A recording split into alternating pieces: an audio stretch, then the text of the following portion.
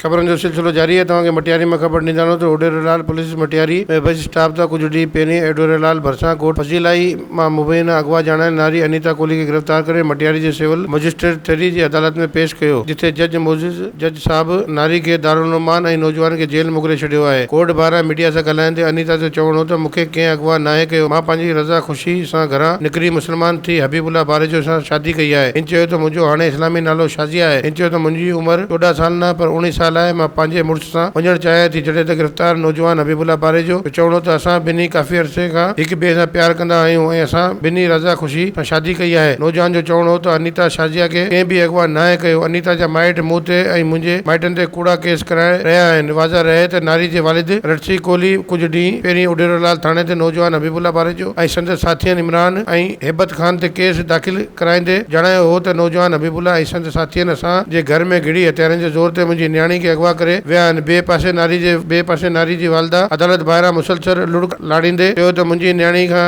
ज़ोरी दॿा विझी ऐं धमकियूं ॾेई मज़हब तब्दील कराए ज़बरदस्ती निकाह कयो आहे। मुंहिंजी न्याणी दॿा में अची उहो बयानु ॾिनो आहे। मुंहिंजी न्याणी अञा 14 साल जी नाबालिग आहे, जंहिंजी स्कूली सर्टिफिकेट पिणु आहिनि, जंहिंमें संदसि उमिरि वाज़ा लिखियल आहे। ऐं हिननि चयो त मुखालिफ़ बाअसर आहिनि। ख़ुदारा असांखे इंसाफ़ ॾेई असांजी न्याणी वापसि कराई वञे। वधीक ख़बरनि ऐं तफ़सील लाइ विज़िट कयो अवामी news Facebook page, YouTube page ऐं अवामी न्यूज़ वेबसाइट।